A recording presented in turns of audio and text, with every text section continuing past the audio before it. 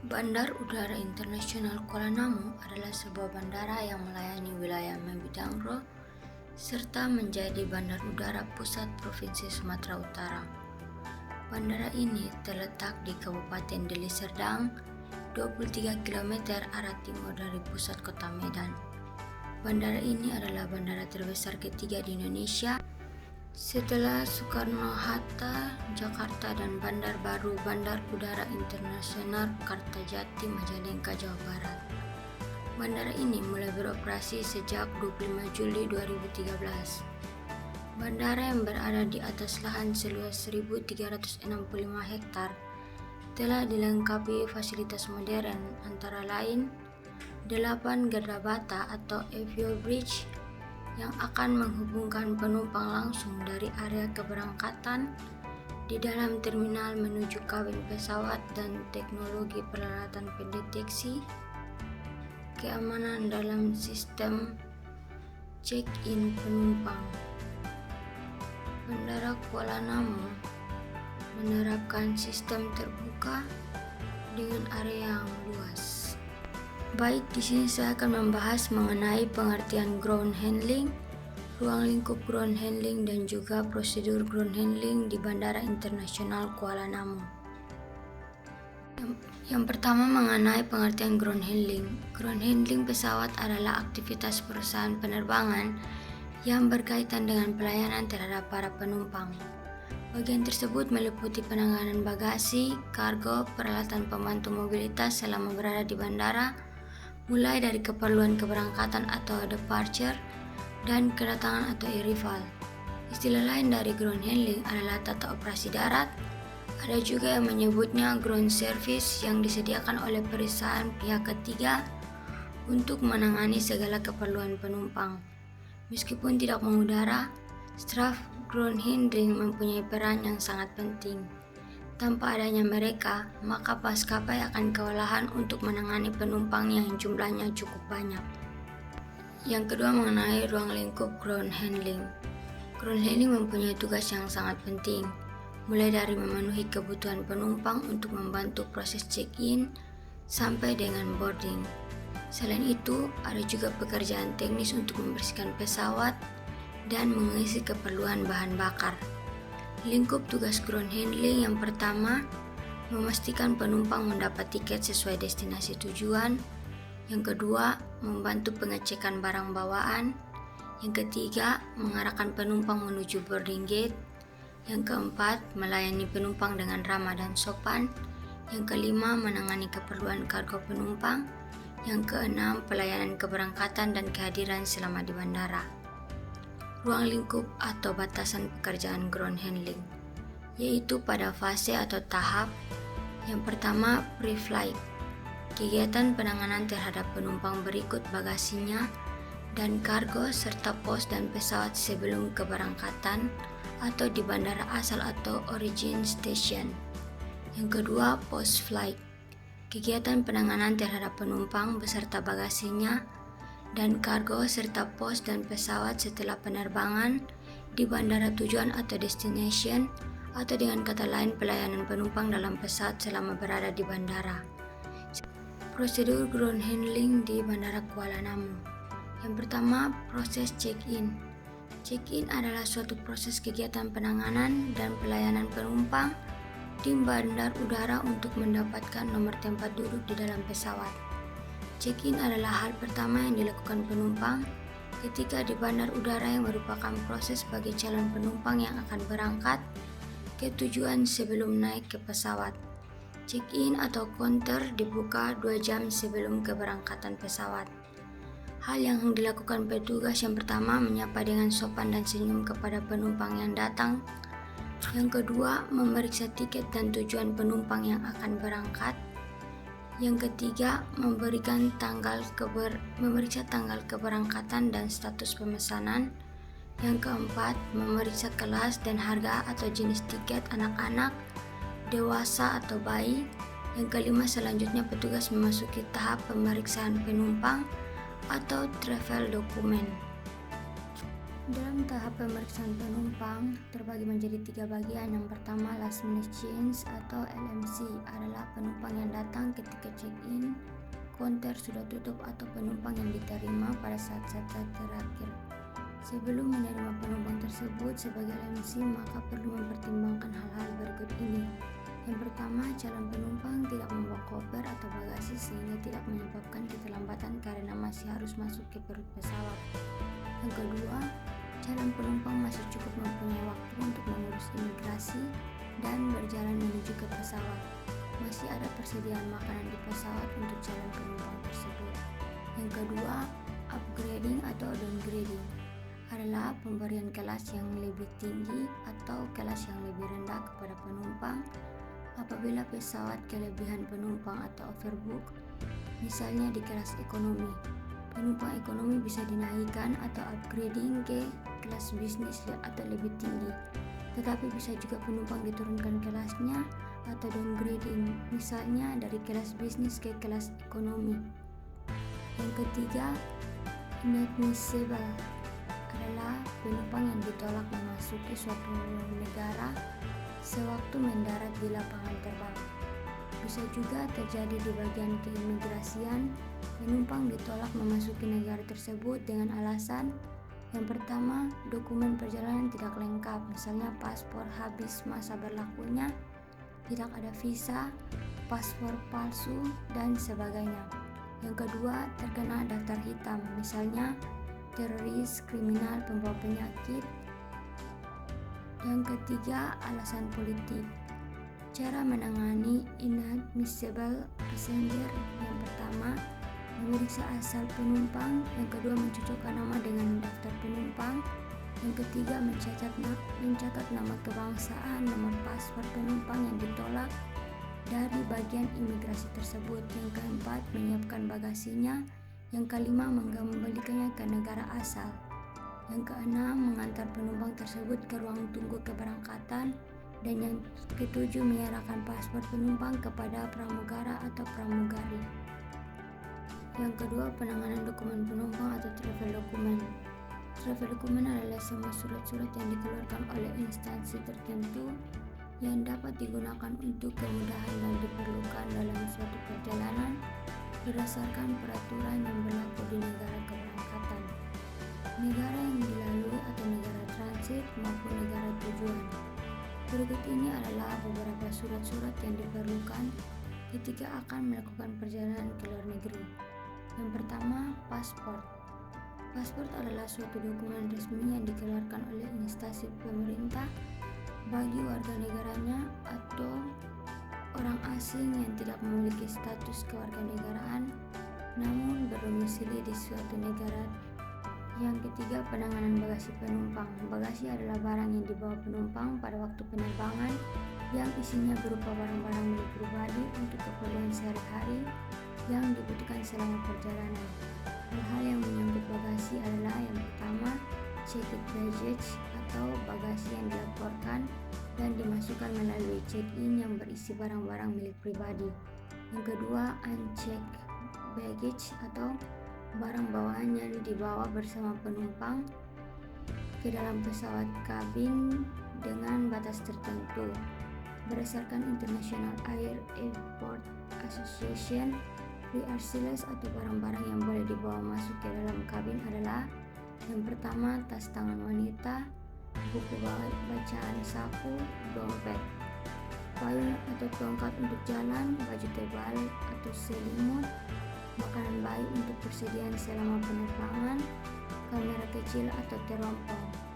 Yang ketiga, unaccompanied baggage atau bagasi yang dikirim melalui kargo. Batas berat bagasi yang dibebaskan dari biaya disesuaikan dengan kelas tiket. Misalnya untuk kelas bisnis 40 kg, sedangkan kelas ekonomi 20 kg per penumpang.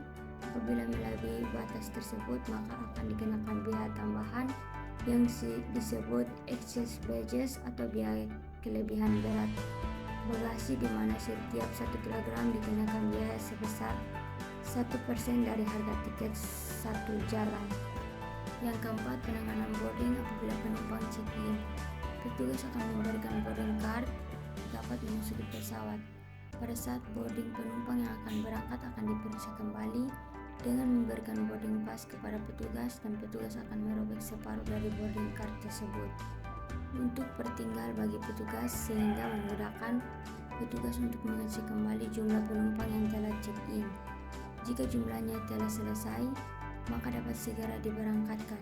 Sebelum melakukan proses boarding, ada beberapa hal yang harus dipersiapkan oleh petugas, yaitu yang pertama, petugas bagasi memeriksa posisi atau letak parkir pesawat sehingga calon penumpang lebih mudah untuk boarding. Yang kedua, melakukan ke bagian penerangan agar boarding dapat segera dilakukan. Yang ketiga, petugas mempersiapkan daftar lampiran penumpang yang berisikan nama-nama penumpang agar tidak terjadi kekeliruan. Yang keempat, petugas memeriksakan berita telex yang tiba mengenai penerbangan yang dimaksud. Yang kelima, petugas harus menghindari dari daerah yang berbahaya seperti daerah basah di apron, baling-baling pesawat, semburan pesawat, dan lalu lintas perlengkapan bandara. Yang keenam, mempersiapkan makanan atau catering sesuai dengan jumlah penumpang yang akan berangkat. Ada beberapa tahap yang harus dilakukan oleh petugas bagasi agar proses boarding dapat berjalan dengan baik dan lancar. Yang pertama, menentukan urutan boarding penumpang dengan cara terlebih dahulu menaikkan penumpang yang memerlukan penanganan khusus apabila ada, menaikkan penumpang kelas ekonomi, menaikkan penumpang kelas bisnis. Yang kedua, mempersiapkan sarana transportasi bagi penumpang menuju pesawat, memberitahukan kepada penumpang khusus untuk naik terlebih dahulu ke dalam bus, menyediakan sebuah khusus untuk penumpang kelas bisnis. Petugas bagasi yang bersama dalam bus harus dapat memastikan bahwa semua penumpang sudah naik ke dalam bus, dan penumpang tidak berdasarkan petugas juga harus menjaga agar semua penumpang berada dalam bus sebelum memberi isyarat dalam penutup bus. Yang kelima, penanganan kedatangan penumpang. Petugas di bagian kedatangan pesawat atau penumpang haruslah mengetahui waktu kedatangan pesawat sehingga mereka dapat mempersiapkan diri untuk memberikan pelayanan kepada penumpang yang datang. Dalam memberikan pelayanan tersebut, maka yang harus dipersiapkan oleh petugas ground handling adalah yang pertama, petugas harus mengetahui apakah ada penumpang yang transit, yaitu penumpang yang pindah pesawat untuk menuju ke kota atau negara lain, atau penumpang yang turun di bandara tersebut. Yang kedua, memeriksa ciri-ciri penumpang khusus yang akan turun. Yang ketiga, memeriksa kedatangan dan parkir pesawat. Yang keempat, memastikan jumlah petugas yang ditetapkan untuk menangani penumpang khusus. Dan yang kelima, untuk masalah pemakaian bus di terminal, pastikan bahwa bus-bus tersebut penanganan kedatangan penumpang. Petugas di bagian kedatangan pesawat atau penumpang haruslah mengetahui waktu kedatangan pesawat sehingga mereka dapat mempersiapkan diri untuk memberikan pelayanan kepada penumpang yang datang.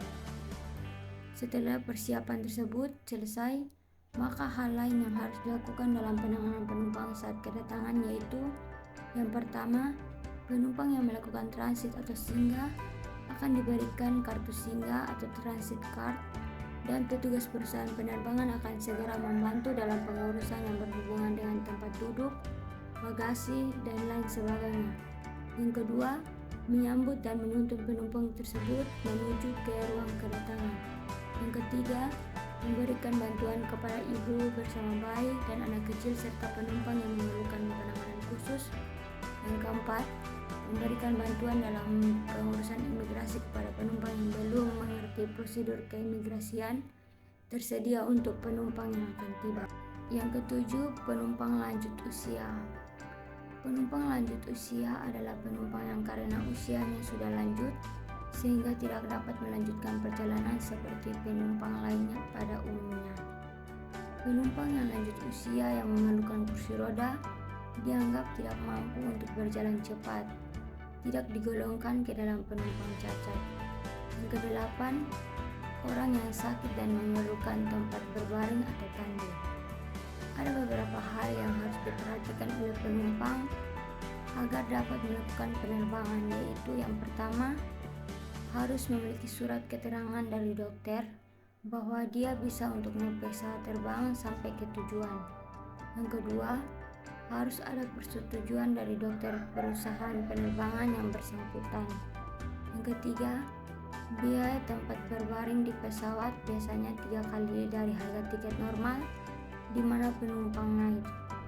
Yang keempat, harus ada yang menemani penumpang atau dokter pribadinya. Yang kesembilan, penumpang buta dengan anjing penuntunnya. Penanganan yang harus diberikan kepada penumpang ini adalah yang pertama, orang buta dengan anjingnya harus berangkat dengan kelas 1. Yang kedua, mulut anjing itu harus berongsong. Yang ketiga, harus memiliki alas yang menyerap air. Yang keempat, semua peraturan pemerintah untuk membawa anjing harus ditaati. Yang kelima, hanya satu anjing penuntun orang buta yang diperkenankan untuk setiap penerbangan.